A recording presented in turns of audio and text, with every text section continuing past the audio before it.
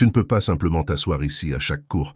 Tu n'es même pas élève. Marcus montra la porte du dojo du doigt. Je fais juste que regarder l'entraînement de karaté de ma fille. Sarah leva calmement les yeux de son livre. Ce n'est pas une garderie. Va attendre ailleurs. D'autres parents chuchotèrent et acquiescèrent. Je vais rester ici, merci. Ce que Marcus ne savait pas, c'est que la bibliothécaire silencieuse avait été la 3e meilleure combattante professionnelle du pays. Sarah Mitchell entra dans le dojo Dragon's Path comme elle le faisait tous les mardis et jeudis depuis 2 ans.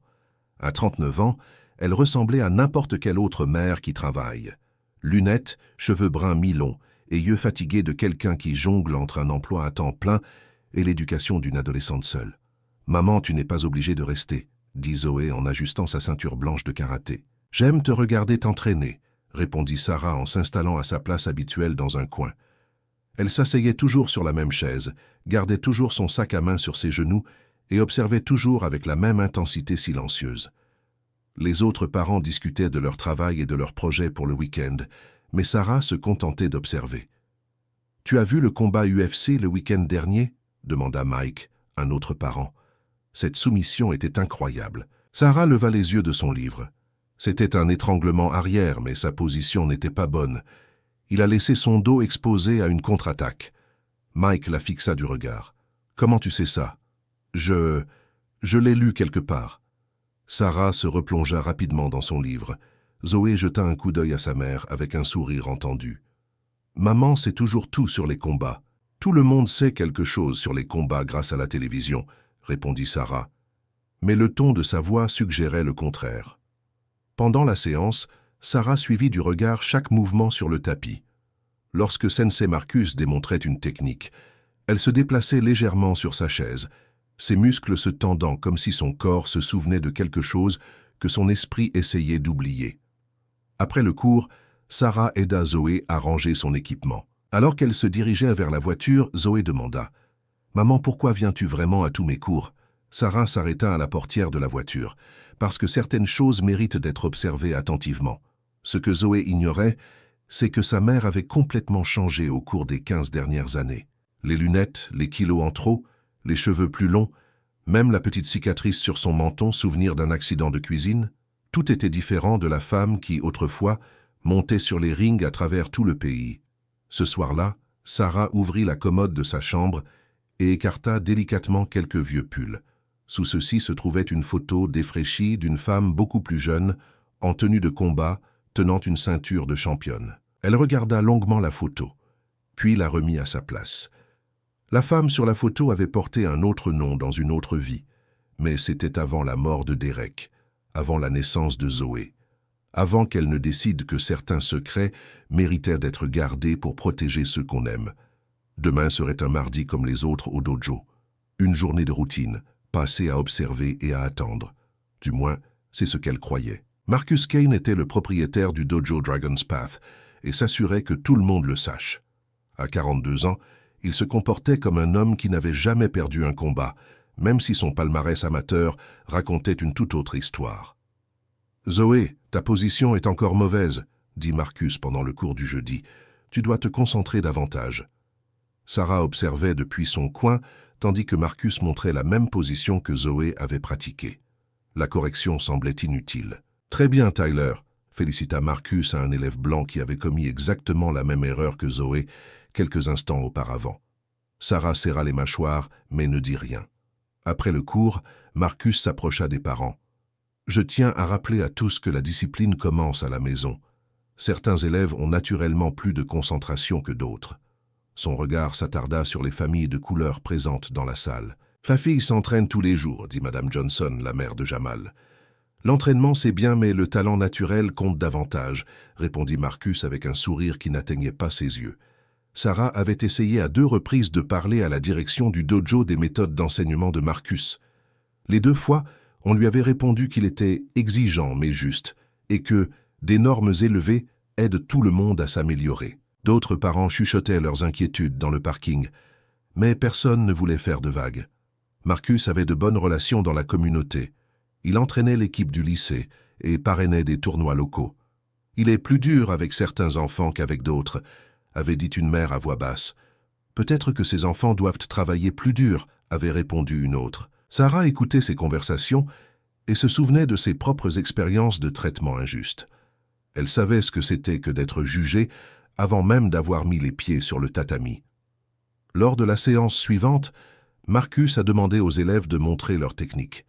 Il a choisi les 3 mêmes élèves blancs à chaque fois, tandis que des enfants talentueux comme Jamal attendirent leur tour.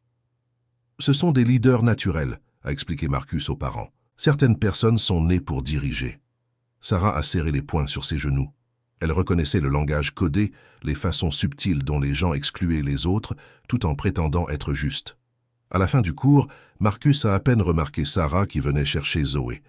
Pour lui, elle n'était qu'une autre mère discrète qui payait les frais mensuels et restait à l'écart. Il ne se doutait pas que la femme dans le coin avait passé des années à se battre contre des gens exactement comme lui, et a gagné. Sarah est arrivée au dojo 30 minutes plus tôt le mardi. Elle voulait assister à une séance d'entraînement complète, sans la présence des autres parents. À travers la vitre, elle vit Marcus travailler avec les élèves avancés. Jamal, un garçon de 12 ans très doué, s'entraînait à donner des coups de pied avec une technique parfaite. « Encore faux, Jamal, dit Marcus d'un ton sec. Tu n'écoutes pas. » Mais la technique de Jamal semblait irréprochable aux yeux de Sarah.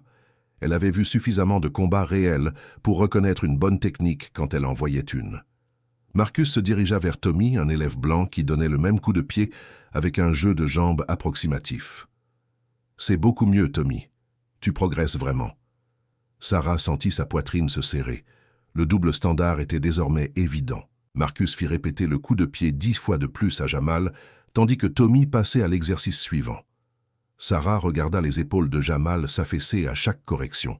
« Tu devrais peut-être te concentrer sur les bases, » dit Marcus à Jamal.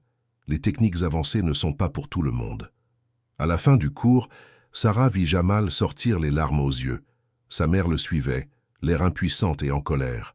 Sarah connaissait ce sentiment. Elle se souvenait qu'on lui avait dit qu'elle était trop agressive, alors que les combattants masculins étaient félicités pour la même intensité.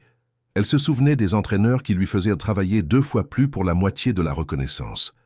Ses mains se mirent à trembler légèrement, pas de peur, mais d'une rage contenue qu'elle avait appris à cacher il y a des années. « Maman, ça va ?» demanda Zoé en sortant du vestiaire. Sarah prit une profonde inspiration. « Il faut que certaines choses changent ici. » Quelle chose? La façon dont certaines personnes traitent les autres, la façon dont elles décident qui mérite leur temps. Zoé fronça les sourcils. « Tu veux dire Sensei Marcus ?» Sarah acquiesça. « Il ne traite pas tout le monde de la même manière, et quelqu'un doit faire quelque chose. Qu'est-ce qu'on peut faire? C'est lui le propriétaire. » Sarah regarda sa fille. « Parfois, il faut être malin pour se défendre. Parfois, il faut attendre le bon moment. » Elle repensa à son ancienne vie, aux compétences qu'elle avait cachées, à la personne qu'elle était avant de devenir une mère discrète parmi d'autres, reléguée dans un coin. « On trouvera une solution, » dit Sarah, « mais il faut être patient. Le bon moment viendrait, et quand il viendrait, elle serait prête. » La cérémonie de remise des ceintures remplissait le dojo de parents et d'élèves. Marcus se tenait devant, fier et confiant dans son rôle de maître. « Avant de commencer les promotions, je voudrais montrer à tout le monde la différence entre les arts martiaux réels et l'entraînement amateur du week-end, » annonça Marcus. Sarah l'avait déjà vu faire cette démonstration 3 fois avec d'autres parents. Il choisissait toujours quelqu'un dont il savait qu'il aurait l'air ridicule, puis s'en servait pour montrer ses compétences supérieures. « J'ai besoin d'un volontaire parmi les parents, » dit Marcus en balayant la foule du regard. Personne ne leva la main. Ils avaient tous entendu parler de ces démonstrations. Le regard de Marcus s'arrêta sur Sarah. « Et la maman de Zoé? Vous regardez toujours avec beaucoup d'attention. Vous pensez peut-être que vous vous y connaissez en combat ?» Le silence se fit dans la salle. Sarah sentit ses muscles se crisper automatiquement, une réaction qu'elle s'était entraînée à contrôler. « Je suis juste là pour soutenir ma fille, » répondit Sarah calmement.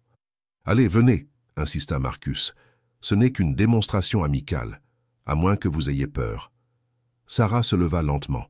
Elle sentait tous les regards braqués sur elle. Quel genre de démonstration? De l'autodéfense de base.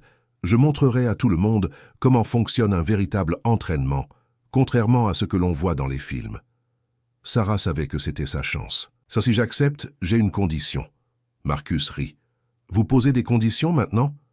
Si je gagne, tu admets publiquement que tu traites certains élèves différemment des autres. » La pièce éclata en murmures surpris.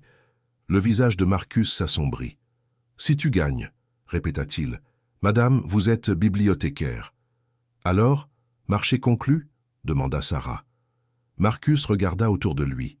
Sa réputation était remise en question devant tout le monde. « D'accord, mais si tu perds, tu arrêtes de remettre en question mes méthodes d'enseignement. » Sarah acquiesça. « C'est d'accord. » Alors qu'il se dirigeait vers le centre du tapis, Zoé murmura « Maman, qu'est-ce que tu fais ?» La voix de Sarah était ferme. « Parfois, il faut défendre ce qui est juste, même si ça fait peur. » Marcus commença à s'étirer, convaincu que tout serait vite terminé. Il ne se doutait pas que la femme calme, qui se tenait en face de lui, avait passé des années à battre des hommes 2 fois plus grands qu'elle. La démonstration était prévue pour le lendemain soir. La nouvelle se répandrait vite dans leur petite ville. Marcus rit de la proposition de Sarah. « M'excuser pourquoi? Pour être une prof sévère ?» L'assemblée était divisée. Certains parents acquiesçaient en signe d'accord avec Marcus, tandis que d'autres semblaient mal à l'aise. « Pas une enseignante sévère, » dit Sarah clairement. « Des règles différentes pour des élèves différents. Je l'observe depuis 2 ans. » Elle cita des exemples précis. « La semaine dernière, vous avez fait répéter le même coup de pied à Jamal 15 fois, alors que Tommy a pu passer après 3 essais. Même technique, mêmes erreurs. C'est juste du bon coaching, » rétorqua Marcus. « Alors vous ne verrez pas d'inconvénient à le prouver devant tout le monde, » répondit Sarah. Marcus regarda autour de lui. Ses partisans étaient toujours là, mais le doute commençait à se lire sur certains visages. Il devait mettre fin à cette remise en cause de son autorité. « D'accord, » dit-il d'une voix forte. « Quand je gagnerai demain, tu verras que certaines personnes ne sont tout simplement pas faites pour les arts martiaux. Et tu arrêteras de causer des problèmes. » Sarah ajouta. « Nous utiliserons un équipement de protection de base. Il s'agit d'une démonstration, pas d'un combat de rue. »« D'accord, » dit Marcus qui réfléchissait déjà à la manière dont il allait contrôler le combat. « Contact léger, uniquement. » Alors que les parents commençaient à partir, les conversations allaient bon train au sujet de la démonstration à venir. Certaines étaient enthousiastes, d'autres inquiètes. Zoé s'approcha de sa mère. « Maman, tu es sûre? Il est vraiment fort. » Sarah posa sa main sur l'épaule de sa fille. « La force ne fait pas tout, Zoé. Parfois, il faut savoir quand et comment utiliser ce que l'on a. Mais s'il te fait mal, il ne te fera pas mal, » répondit Sarah avec une confiance tranquille. « Fais-moi confiance. » Ce soir-là, Sarah expliqua la situation à Zoé. « Je fais ça parce que les enfants comme Jamal méritent le mieux, parce que tu mérites mieux. »« Tu vas vraiment gagner ?» demanda Zoé. Sarah sourit. « Ta mère connaît quelques trucs en matière de combat qui pourraient surprendre certaines personnes. » Marcus passa la soirée à appeler ses amis pour s'assurer qu'ils viendraient le voir donner une leçon aux fauteurs de troubles. Il préparait déjà son discours sur l'importance de rester à sa place. Ce qu'il ne savait pas, c'est que Sarah avait autrefois gagné sa vie en battant des hommes trop sûrs d'eux qui la sous-estimaient.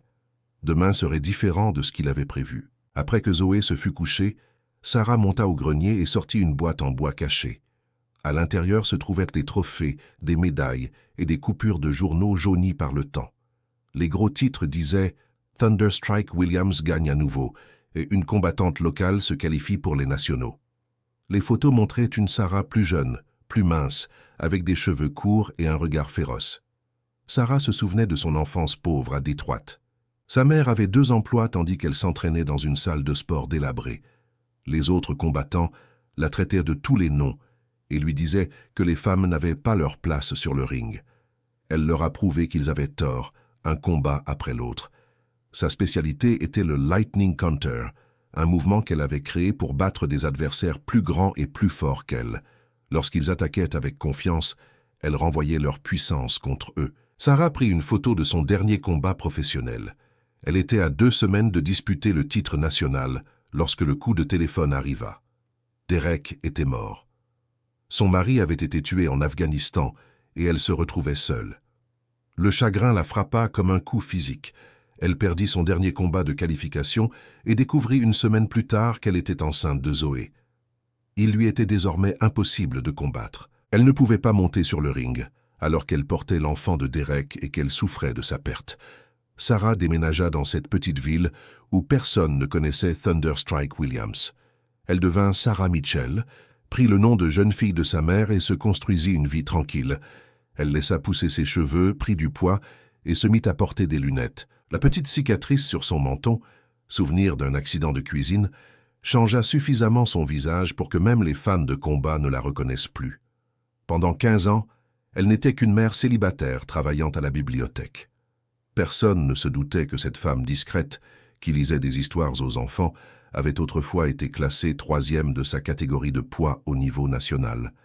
Mais certaines compétences ne disparaissent jamais complètement. Elles attendent simplement le bon moment pour refaire surface. Sarah ferma la boîte et descendit à l'étage inférieur.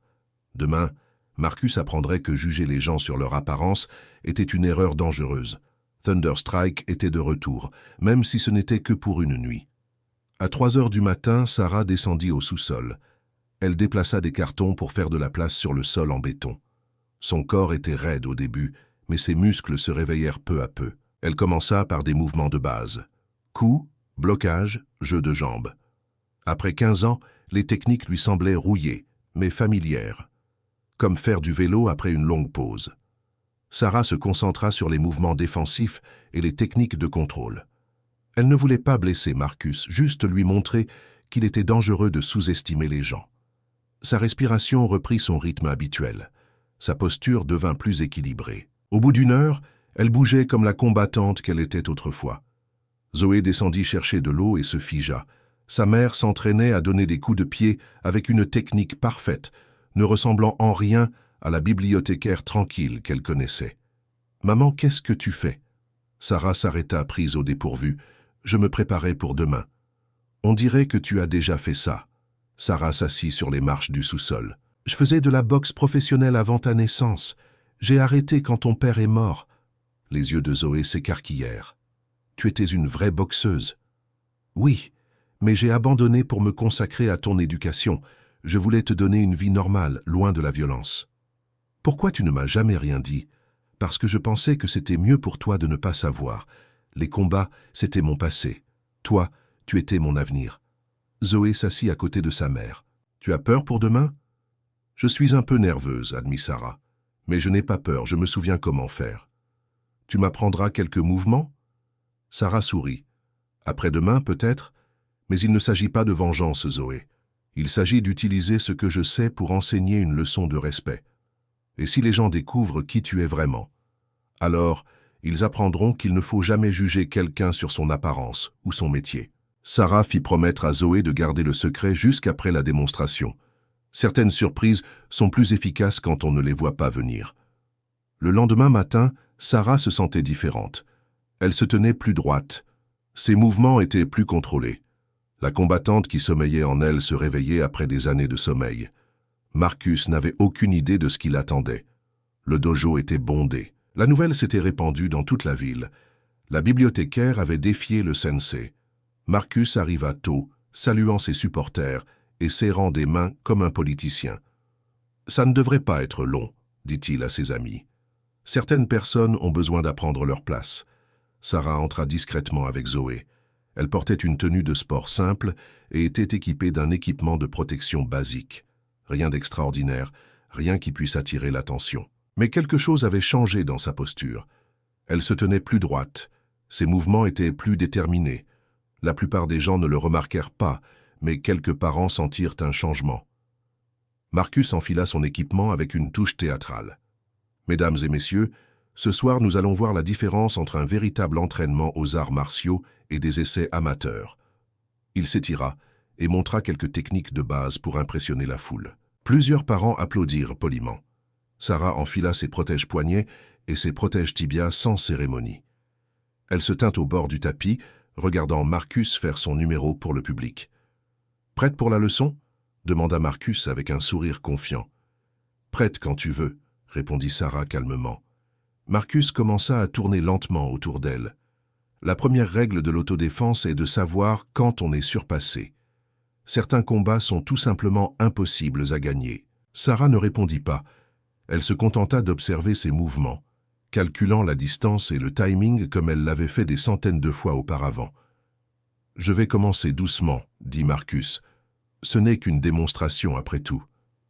Il lança un coup de poing lent vers son épaule, s'attendant à ce qu'elle recule ou trébuche. Au lieu de cela, Sarah bougea juste assez pour le laisser passer devant son visage. Marcus fronça les sourcils. C'était trop précis pour une débutante. Il réessaya, visant cette fois l'autre côté. Sarah l'esquiva avec un mouvement minimal, restant parfaitement en équilibre. « Tu as eu de la chance », marmonna Marcus, mais sa confiance commençait déjà à s'effriter. La foule regardait, perplexe.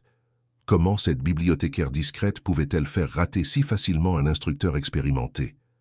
Sarah ne dit rien. Elle attendait simplement, observant Marcus avec le calme et la concentration de quelqu'un qui avait déjà fait cela de nombreuses fois. Marcus lança une troisième attaque, plus forte cette fois-ci. Sarah se déplaça comme de l'eau, contournant son attaque sans gaspiller d'énergie. Quelque chose n'allait vraiment pas. Marcus accéléra le rythme, lançant des combinaisons qui auraient dû submerger n'importe quel amateur. Sarah les esquiva comme si elle dansait, chaque pas parfaitement synchronisé. Elle ne bougeait jamais plus que nécessaire. Lorsque Marcus frappait à gauche, elle se déplaçait juste assez vers la droite. Quand il donnait un coup de pied haut, elle s'abaissait juste assez. Aucune énergie gaspillée, aucune panique. « Comment fait-elle » murmura quelqu'un dans la foule. Marcus respirait maintenant avec difficulté, frustré de ne pas parvenir à la toucher, même légèrement. Sarah semblait calme, à peine en sueur. « Reste immobile et batte-toi » dit Marcus en serrant les dents. « C'est ça, se battre » répondit Sarah calmement. « Tu n'as simplement pas l'habitude de quelqu'un qui sait bouger. » Marcus donna un coup de poing plus fort, oubliant qu'il s'agissait d'une démonstration.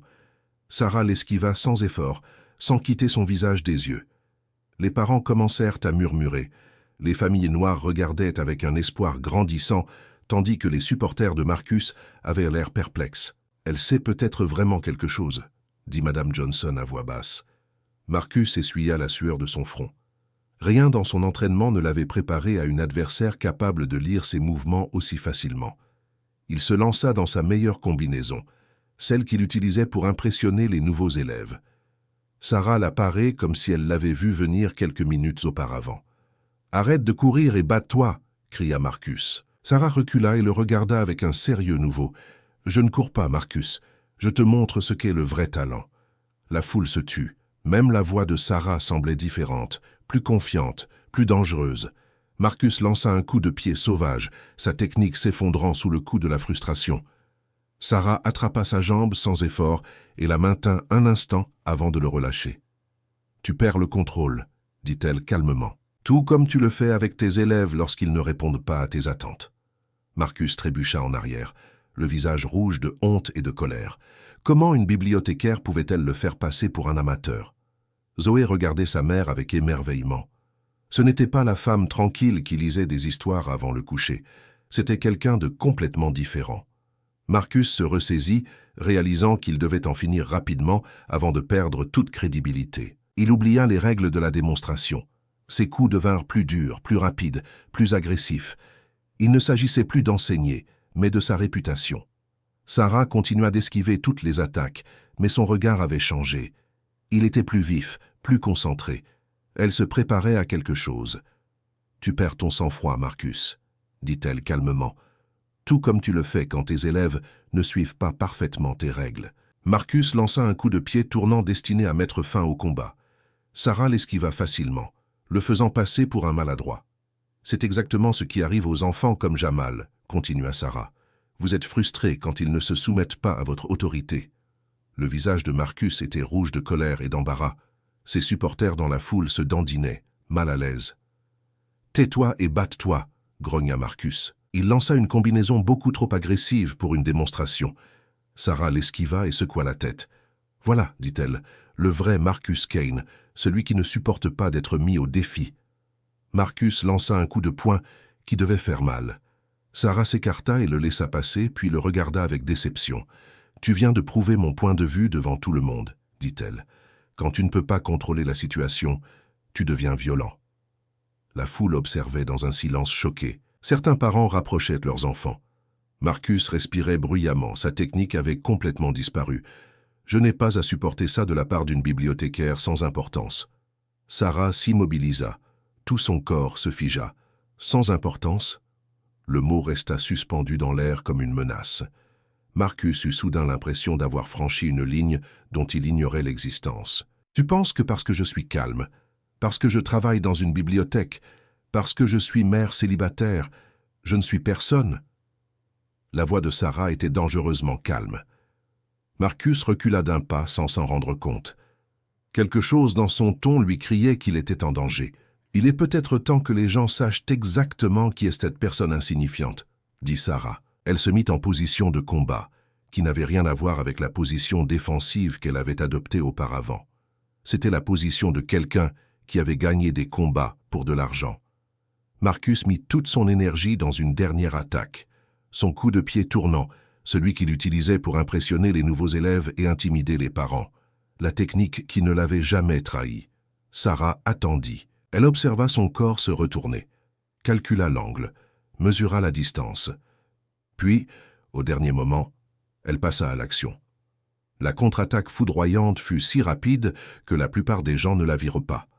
Sarah attrapa le coup de pied de Marcus, redirigea son élan et utilisa sa propre force contre lui. D'un mouvement fluide, elle l'envoya valdinguer sur le tapis. Marcus heurta le sol violemment, mais sans se blesser. Il resta allongé un moment, étourdi et confus. Le mouvement avait été si fluide, si professionnel, qu'il semblait impossible. Sarah se tenait debout au-dessus de lui, respirant un peu plus fort, mais toujours en contrôle. « Cette technique s'appelle la contre-attaque éclair », dit-elle calmement. « Je l'ai créée il y a 15 ans pour faire face à des adversaires plus grands et plus forts qui pensaient pouvoir m'intimider. » Le dojo était complètement silencieux. Les parents regardaient avec incrédulité. Même les enfants avaient cessé de parler. Marcus essaya de se relever, mais ses jambes tremblaient. Le choc ne lui avait pas fait mal physiquement, mais sa confiance était brisée. « Comment » murmura-t-il. « Avec de l'entraînement » répondit Sarah. « Des années d'entraînement contre des gens qui me sous-estimaient à cause de mon apparence ou de mes origines. » Elle lui tendit la main pour l'aider à se relever. Marcus la regarda, puis regarda son visage, essayant de comprendre ce qui venait de se passer. « Je ne comprends pas, » dit-il. « Tu n'es qu'une... »« Qu'une quoi ?» demanda Sarah. « Qu'une bibliothécaire? Qu'une mère célibataire? Qu'une personne que tu pensais pouvoir ignorer ?» Marcus finit par prendre sa main et se releva. Ses supporters dans la foule étaient silencieux, tandis que les autres parents chuchotaient avec excitation. « Qui es-tu » demanda Marcus. Sarah regarda autour d'elle tous les visages qui la regardaient. Zoé souriait fièrement. Les familles noires se penchaient en avant, pleines d'espoir. Même les amis de Marcus semblaient intéressés par la réponse. « Je suis quelqu'un qui croit que tous les enfants méritent d'être traités équitablement, » dit-elle. « Et je suis quelqu'un qui sait ce que c'est que d'être jugé avant même d'avoir eu la chance de faire ses preuves. » Marcus essayait encore de comprendre ce qu'il venait de vivre. Aucun amateur ne pouvait agir ainsi. « Ce n'était pas de la chance, » dit quelqu'un dans la foule. « C'était une technique de niveau professionnel. » Les parents se mirent à discuter entre eux. Quelques-uns sortirent à leur téléphone pour chercher des informations sur Sarah Mitchell, mais ne trouvèrent rien. Marcus regardait Sarah avec une nouvelle compréhension. Personne ne pouvait bouger ainsi sans avoir suivi des années d'entraînement intensif. « Tu as déjà fait ça avant ?»« Plus d'une fois, » répondit Sarah calmement. Zoé s'avança, les yeux brillants de fierté. « Maman, je peux leur dire maintenant. » Sarah acquiesça. « Vas-y. » Zoé se tourna vers la foule. Ma mère était une combattante professionnelle. Elle s'appelait Sarah Williams, mais tout le monde l'appelait Thunderstrike. Le dojo explosa de voix surprises. Certains parents se mirent immédiatement à rechercher Thunderstrike Williams sur leur téléphone. « Je me souviens de ce nom, » dit M. Peterson, un parent plus âgé. « Elle combattait dans les circuits régionaux il y a des années. Elle était vraiment douée. » Marcus sentit son monde basculer. Il venait d'être battu par quelqu'un qui avait une véritable expérience de la lutte professionnelle. « Vous étiez Thunderstrike ?»« Oui, » confirma Sarah. « J'ai combattu professionnellement pendant 4 ans avant de prendre ma retraite. »« Pourquoi avez-vous arrêté ?» demanda quelqu'un. L'expression de Sarah devint plus sérieuse.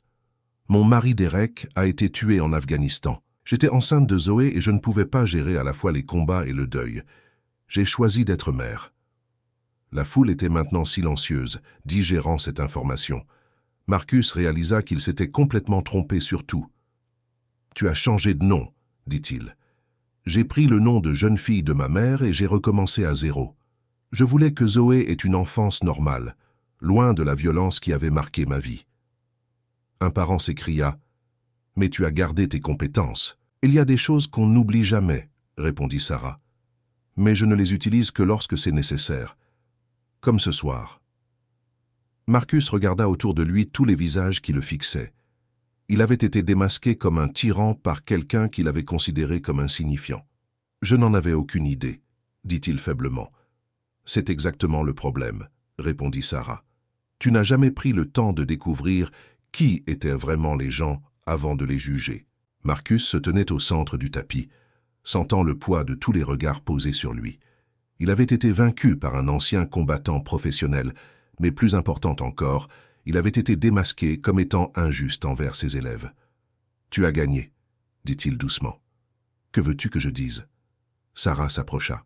« Je veux que tu admettes que tu traites tes élèves différemment, en fonction de tes sentiments personnels, et non de leurs capacités. » Marcus regarda autour de lui. Ses partisans étaient désormais silencieux, certains semblant mal à l'aise. Peut-être ai-je été plus dur avec certains élèves qu'avec d'autres. « Pas plus dur, » corrigea Sarah. « Différent. Tu félicites les élèves blancs pour les mêmes erreurs que tu punis chez les élèves noirs. » La foule murmura. Certains parents acquiescèrent, ayant remarqué les mêmes schémas que Sarah décrivait. « Donnez-moi des exemples précis, » dit Marcus, essayant toujours de se défendre. Sarah était prête. La semaine dernière, Jamal a exécuté un coup de pied circulaire parfait. Vous lui avez dit que sa technique était négligée. 2 minutes plus tard, Tyler a fait le même coup de pied avec une technique encore pire, et vous l'avez qualifié d'excellent. Madame Johnson s'avança. C'est exactement ce qui s'est passé, je l'ai vu aussi. D'autres parents ont commencé à partager des observations similaires, des histoires de normes différentes, de traitement inégal et de favoritisme, qu'ils n'avaient pas osé mentionner auparavant. Marcus sentait sa réputation s'effondrer. « Je n'ai jamais voulu être injuste. L'intention n'a pas d'importance si le résultat est le même, » a répondu Sarah. « Ces enfants ressentent la différence, même si vous ne la voyez pas. » Marcus est resté silencieux pendant un long moment. « Que voulez-vous que je fasse ? Reconnaissez-le publiquement. Présentez vos excuses aux élèves que vous avez traités injustement et travaillez avec moi pour que cela ne se reproduise plus. » « Vous voulez m'aider » demanda Marcus surpris. « Je veux aider les élèves » précisa Sarah. « Il ne s'agit pas de punir, il s'agit d'améliorer la situation pour des enfants comme Jamal et Zoé. » Marcus regarda les parents qui l'observaient. Certains étaient en colère, d'autres déçus, mais quelques-uns semblaient prêts à lui donner une chance de s'améliorer. « Je l'admets, dit-il finalement. Je n'ai pas traité tous les élèves de la même manière, je m'en excuse. Ce n'était pas tout ce que Sarah voulait, mais c'était un début. Un véritable changement demanderait du temps et des efforts de la part de tous. 3 mois après la manifestation, les changements à Dragon's Path étaient lents mais réels. Marcus avait du mal à se défaire de ses vieilles habitudes, mais Sarah venait 2 fois par semaine pour l'observer et lui faire part de ses commentaires. « C'est mieux, » lui dit Sarah après avoir assisté à un cours. « Tu as corrigé Tommy et Jamal de la même manière aujourd'hui. » Marcus acquiesça, même si sa fierté était encore blessée. « C'est plus difficile que je ne le pensais de changer ma façon d'enseigner. »« Le changement est toujours difficile, » répondit Sarah. « Mais ces enfants en valent la peine. » Jamal reprenait peu à peu confiance en lui. Il sursautait encore parfois lorsque Marcus s'approchait, mais il recommençait à croire en ses capacités. « Excellente technique, Jamal », lui dit Marcus lors d'une séance. Ces mots lui semblaient forcés au début, mais ils étaient sincères. Certains parents blancs se plaignirent que Marcus était désormais trop indulgent. 3 familles quittèrent le dojo, affirmant que le niveau avait baissé. « Tant mieux, » dit Sarah à Marcus lorsqu'il s'inquiéta de perdre des élèves. « Tu veux des familles qui se soucient de l'équité et pas seulement de la victoire. » De nouvelles familles ont commencé à s'inscrire. Le bruit s'est répandu que Dragon's Path était devenu plus accueillant pour tout le monde. Madame Johnson a amené son neveu pour qu'il essaie un cours. Sarah a créé un fonds de bourse d'études grâce à l'argent de la pension militaire de son défunt mari. Derek aurait voulu que les enfants aient les mêmes chances, a-t-elle expliqué. Zoé s'est épanouie dans ce nouvel environnement. Elle a pris confiance en elle et n'hésitait plus à s'exprimer lorsqu'elle constatait une injustice. « J'ai appris en observant ma mère », a-t-elle expliqué aux autres élèves. Parfois, il faut défendre ce qui est juste, même si cela fait peur. Marcus continuait de commettre des erreurs. Les vieilles habitudes ont la vie dure. Mais lorsque Sarah les lui signalait, il l'écoutait au lieu de se mettre sur la défensive. « Merci de ne pas m'avoir laissé tomber », lui a-t-il dit un après-midi. « Tout le monde mérite une chance de s'améliorer », répondit Sarah. « Mais tu dois faire les efforts nécessaires. Le dojo n'était pas parfait. Le changement prend du temps, et certains problèmes ne peuvent pas être résolus du jour au lendemain. Mais c'était en train de devenir un endroit où tous les enfants pouvaient apprendre et grandir. Sarah avait trouvé un moyen d'utiliser son passé pour construire un avenir meilleur. Elle était toujours la bibliothécaire discrète, mais elle était désormais aussi la gardienne vigilante qui veillait à ce que chaque enfant ait une chance équitable. 2 ans après la démonstration, Dragon's Path avait changé. Les murs étaient recouverts de photos de tous les élèves qui avaient atteint leurs objectifs, pas seulement des favoris. La vitrine contenait des trophées récompensant le caractère et les progrès, et non plus seulement les victoires en compétition. Sarah était assise dans son coin habituel, mais elle aidait désormais à donner des cours de techniques avancées. Elle avait trouvé le moyen de concilier son passé et son présent. « Sensei Sarah, pouvez-vous nous montrer à nouveau la contre-attaque éclair ?» demanda Tommy, le garçon qui avait autrefois bénéficié d'un traitement spécial de la part de Marcus. « Seulement si tu promets de l'utiliser de manière responsable », répondit Sarah en souriant. Marcus observait la scène depuis l'autre bout de la pièce.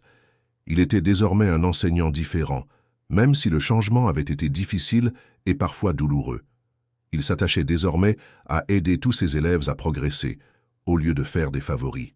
« Vous avez tous fait de grands progrès », annonça Marcus à la fin du cours. « N'oubliez pas que les arts martiaux sont une question de discipline et de respect des autres. » Après le cours, Jamal s'approcha de Marcus. « Sensei, ma petite sœur veut commencer à s'entraîner.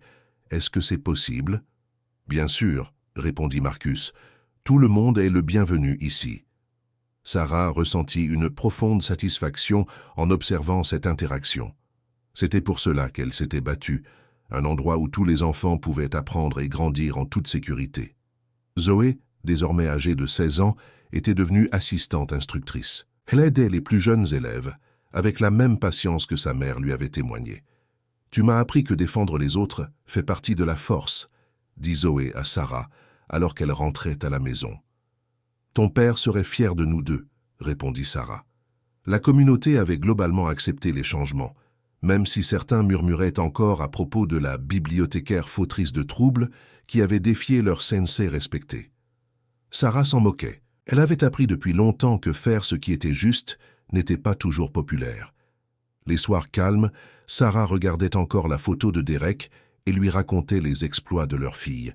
« Elle est courageuse comme toi », disait-elle, « mais elle sait quand il faut se battre. » La technique du contre-coup de foudre était désormais enseignée à tous les élèves avancés, accompagnée d'une leçon sur le fait que la véritable force vient de la protection des autres et non de leur domination. Sarah avait tenu la promesse qu'elle s'était faite à elle-même et à la mémoire de Derek.